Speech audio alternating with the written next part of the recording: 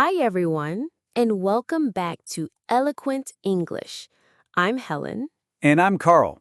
We're so happy you're here with us today.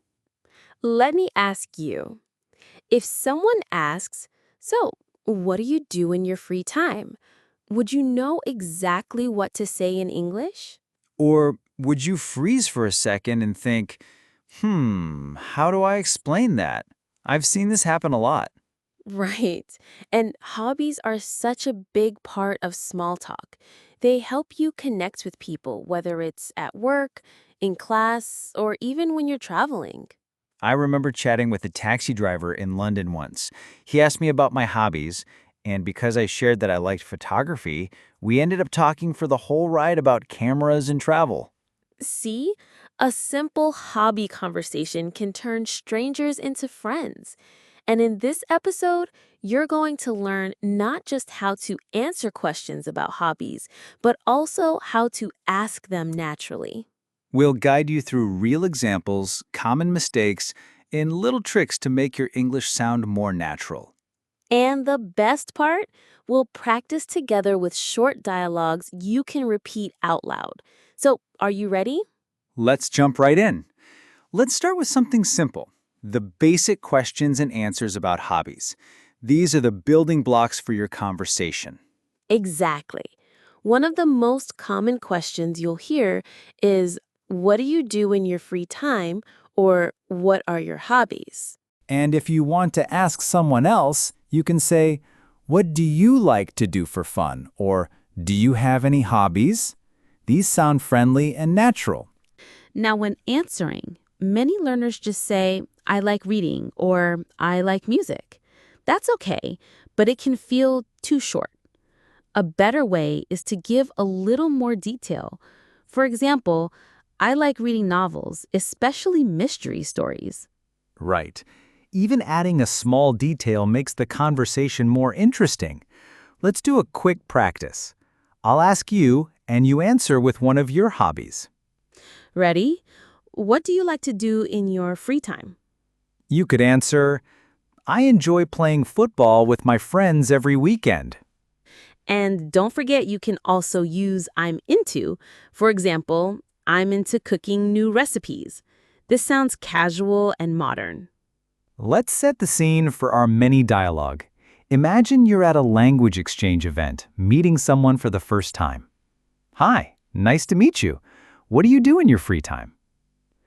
I enjoy hiking in the mountains near my city, especially in the spring. "Ooh, that sounds amazing. How often do you go hiking?" Usually once a month when the weather is good. Sometimes I go with friends, but I also enjoy going alone. "That's interesting. What do you like most about hiking?" I love the fresh air and the quiet. It helps me relax after a busy week. "I'd love to try that someday. Maybe you can recommend a good trail." You can pause here and practice this mini dialogue again. Say it with confidence.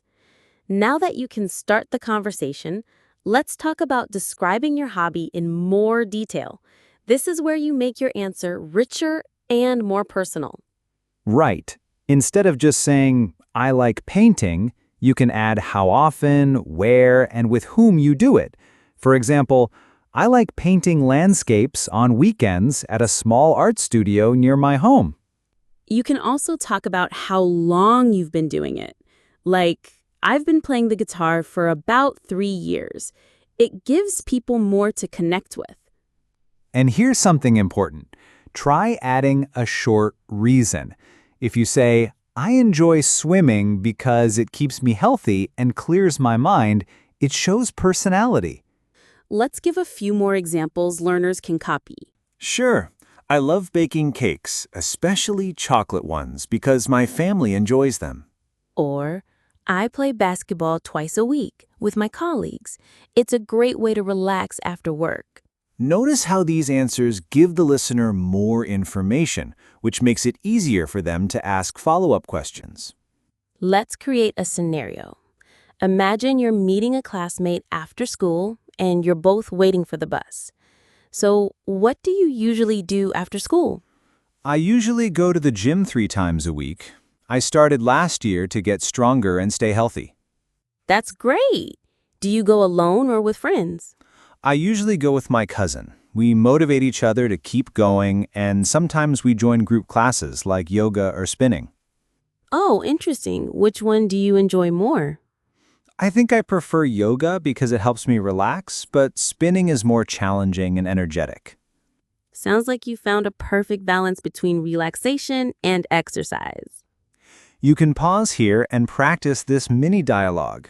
Remember, details make your hobby sound more interesting. Now, once you've shared your hobby, you don't just want to stop there.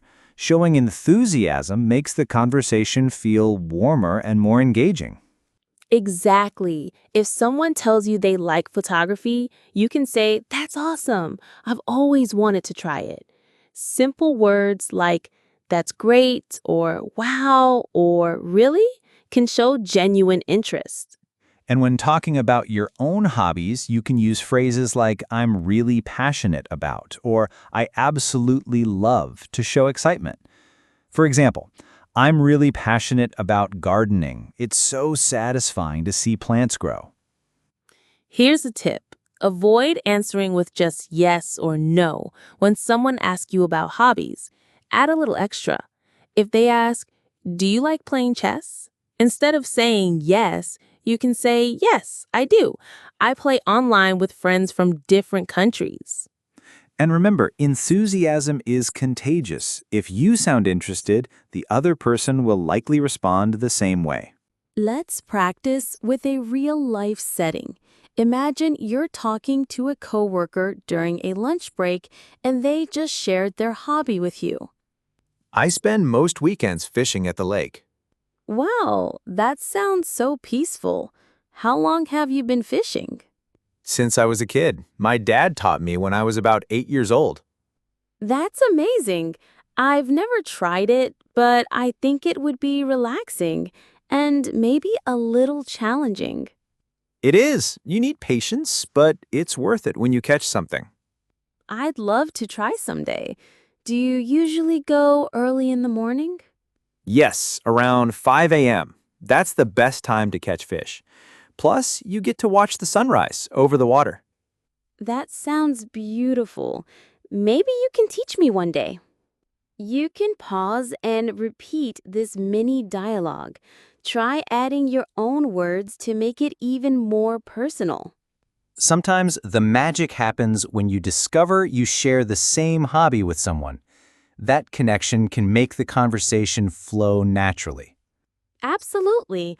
If someone says, "I like playing tennis," and you also enjoy it, you can respond with, "No way, I love tennis too." Or, "Really? Me too." It instantly builds a bond. Then you can follow up with more questions like, "How often do you play?" or "Do you have a favorite player?" This keeps the chat alive. You can also share experiences or stories. For example, "I started playing tennis 2 years ago, and it's my favorite way to spend Saturday mornings." And remember, it's not just about sports. Shared hobbies can be anything from baking to playing video games to gardening. Let's try a scenario. Imagine you meet someone at a weekend workshop and they mention their hobby. "I've been learning how to bake bread at home." Really? Me too. I started baking during last year's winter holiday when I had a lot of free time. That's so cool. What kind of bread do you usually make? Mostly sourdough because I love the flavor. But sometimes I try whole wheat or cinnamon rolls when I'm in the mood for something sweet. How about you?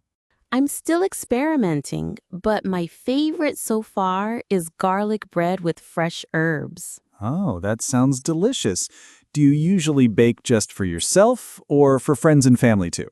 Mostly for my family. They get excited when they smell the bread baking in the oven. I can imagine. Maybe we can exchange recipes and even bake together one weekend. I'd love that. Baking buddies. Pause here and practice. Notice how shared interests open the door for more questions and deeper conversation. Of course, not every conversation will be smooth. Sometimes you might not share the same hobby, or you might not know much about what the other person likes. True. And in those moments, the key is to keep the conversation going instead of letting it end. One way is to show interest, even if you don't have experience with that hobby. You can say, "That's interesting. Can you tell me more about it?" Or, "I've never tried that. What's it like?" You can also share something related. For example, if someone says they like scuba diving, you could respond, "I've never done that, but I love swimming and snorkeling." Another tip, be ready with a transition question to move to another topic smoothly. Like, "That sounds amazing. By the way, what do you usually do on weekends?" Let's make a scene. Imagine you're meeting a traveler in a hostel lounge and they tell you about a hobby you don't know much about. "I love bird watching. I spend hours looking for rare birds in the forest." Oh, that's interesting. I've never tried bird watching before. What do you enjoy most about it? "I like the challenge and the peaceful atmosphere." I can imagine. I've done hiking before, so I know how relaxing it can be to be surrounded by nature. Yes, it's very calming. Are there any good spots for bird watching near here? Actually, there's a national park just an hour away. You might enjoy visiting it. See, even if you don't share the same hobby, you can keep the conversation alive and friendly. All right. Before we wrap up, let's make sure you remember some of the useful phrases and vocabulary from today. We'll give you a quick challenge. First, we say a question or phrase, and you try to answer or explain it. Ready? Question 1.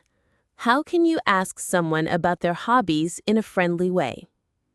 You could say, "What do you like to do in your free time?" Or, "Do you have any hobbies?" Question 2. How can you show enthusiasm when someone tells you about their hobby? You might say, "Wow, that sounds amazing." Or, "Really? Me too." Now, here's your mini vocabulary test. I'll say the meaning and you say the word. Number 1. To be very interested in something. That's be into. For example, I'm into photography. Number 2. To ask someone questions to know more about a topic. That's ask follow-up questions. For example, I asked a few follow-up questions about her trip. And the last one. To keep a conversation going by moving to another topic smoothly. That's transition question. Example, that's interesting. By the way, how often do you travel? You can pause here and review all these phrases. Try using them in your own hobby conversations this week. Today, we explored how to start and keep a conversation about hobbies and free time. You learned how to ask friendly questions, give richer answers, show enthusiasm, connect over shared interests, talk about new activities, and keep the chat going even when you don't have the same hobby. Remember, hobbies are more than just activities. They're a great way to connect with people, make friends, and practice your English in a natural way. So this week, try asking at least one person about their hobbies. Use the phrases we practiced, and don't be afraid to add your own details and stories. And if you want to review today's vocabulary and dialogues, we've prepared a free PDF with everything from this episode. Don't forget to like this episode, subscribe to Eloquent English, and turn on notifications so you never miss a lesson. We'd also love to hear from you. Share your favorite hobby in the comments and try to write about it in English.